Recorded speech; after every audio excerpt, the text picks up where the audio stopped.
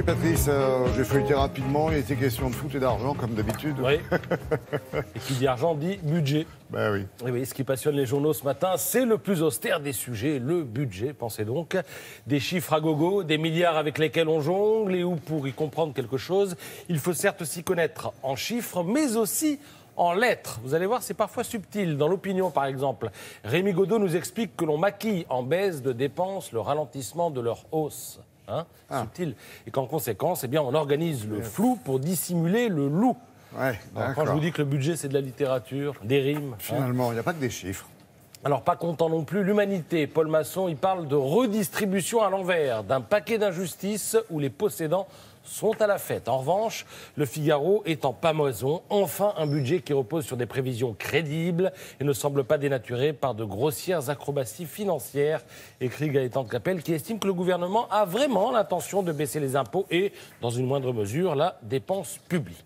Bref, un budget, ce sont des gagnants et des perdants. Alors pour les connaître, je vous conseille la lecture de La Croix. Et je signale que parmi les perdants, il y a nous, vous, moi, la télé publique. Le budget de la culture augmente, mais celui de l'audiovisuel public est amputé de 30 millions d'euros. Voilà, merci patron, merci Macron, comme on dit. Alors sinon, il s'en passe de belles dans la France de 2017. Regardez ce monsieur, je vous pose la question, est-ce qu'il a un look de délinquant ?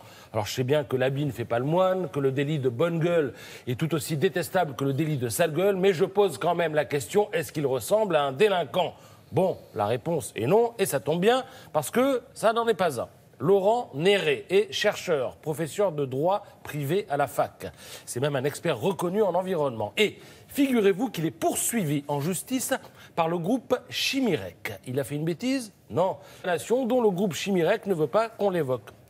Alors, c'est un fait indiscutable. Alors on appelle ça une procédure Bayon. C'est une nouvelle stratégie d'intimidation judiciaire en plein essor, nous explique Télérama cette semaine.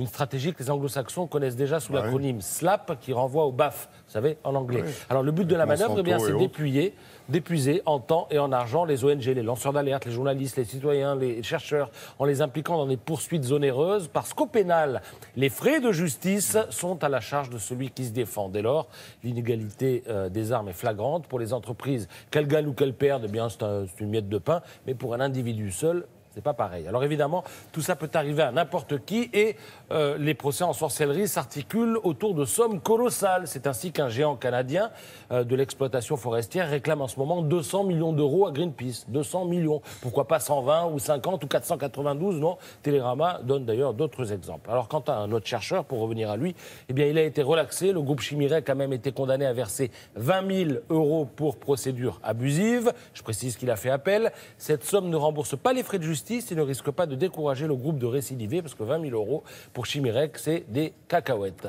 20 000 euros, c'est à peu près aussi ce que gagnent Mbappé et Neymar en 2 heures. Cela dit, si l'on se base sur le match qu'ils ont livré hier face au Bayern, eh bien, d'aucuns diront que c'est mérité. 3-0, ça fait une éternité que les Teutons ne s'étaient pas fait flinguer de la sorte. Et pour l'équipe, eh bien, le PSG se positionne en favori de la Ligue des Champions et envoie un message à toute l'Europe. Mais nous verrons si les vérités de l'automne coïncident avec celles du printemps. Vous parlez de saison, merci Patrice.